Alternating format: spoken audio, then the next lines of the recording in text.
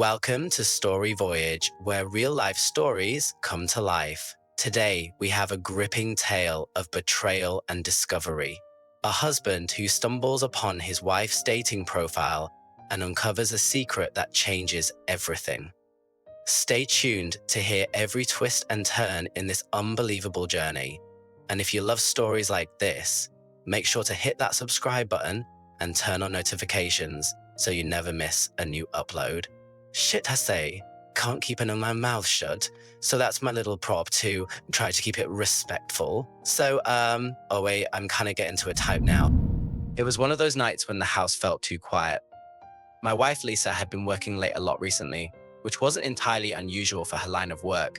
She's a project manager at a tech firm, and deadlines often stretched her hours. I trusted her, or at least I thought I did.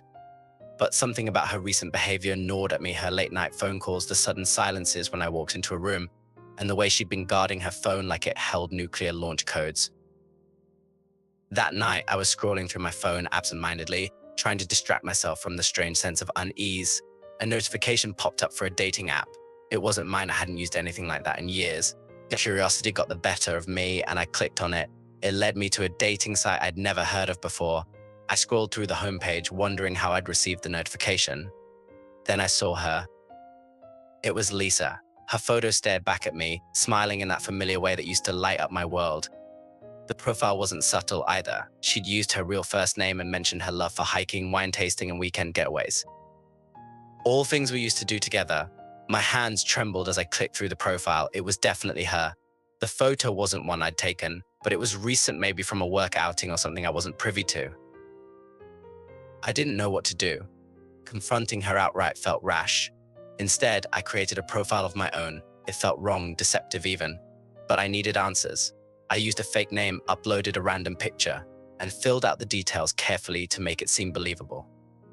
I sent her a message. "Hey Lisa, you seem like someone I'd love to get to know better. What brings you here?" To my horror, she responded within an hour. "Hi Chris," she wrote. "I'm just looking for a connection, someone to share life's adventures with. What about you?" Connection. What happened to the connection we had? My heart felt like it was being crushed in a vice. But I played along, pretending to be interested, asking about her life. She was surprisingly candid. She mentioned being married, but claimed her husband didn't understand her anymore. That hit me like a punch to the gut. Over the next few days, our conversations continued. She shared things about herself that she hadn't told me in years. She talked about feeling lonely, unappreciated, and stuck in a routine. I wanted to scream at her that I was right there, always had been. But it became clear that she had built a narrative in her mind where I was the villain of her story. One night, she agreed to meet Chris in person. She suggested a cozy wine bar downtown, the same one we used to go to on our anniversaries. It felt surreal, like I was watching my life unravel from the outside. I decided to go, but not as Chris. I wanted to see her reaction when she realized the truth. I arrived early, sitting in a corner where I could see the entrance. She walked in a few minutes later, dressed to impress. She looked stunning, but all I could feel was a deep, aching betrayal. She scanned the room, clearly looking for someone she didn't know was me. I waited until she took a seat at the bar and ordered a drink. Then I approached. "Lisa," I said, keeping my voice steady. She turned, and the color drained from her face. "What are you doing here?" she stammered. "I could ask you the same thing," I replied, holding up my phone with our chat on the screen. For a moment, she just stared at it, her mouth opening and closing like a fish out of water. Then the excuses started pouring out. She was lonely, she said. It wasn't serious, she just wanted to feel wanted again.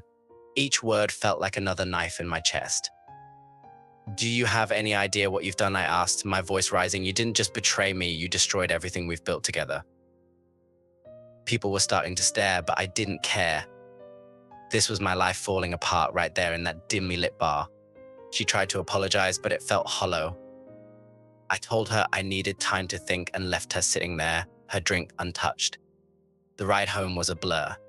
My mind raced with questions. Could I forgive her? Did I even want to try? In the end, I decided that trust, once broken, is almost impossible to rebuild. Lisa moved out a week later, and we started the process of divorce. It was painful, messy, and not how I envisioned our story ending. But in the aftermath, I realized something important. Her betrayal wasn't a reflection of my shortcomings. It was a reflection of hers. Now, months later, I'm slowly rebuilding my life. I've started therapy, reconnected with old friends, and even taken up hiking again. And while the scars of her betrayal remain, I'm learning to let go and move forward. Because if there's one thing this experience taught me, it's that I deserve someone who chooses me every single day. Thank you for joining us on this emotional roller coaster. What would you do if you were in his shoes? Let us know in the comments below. And don't forget to like, share, and subscribe for more stories that will keep you on the edge of your seat. Until next time, this is Story Voyage signing off. See you soon.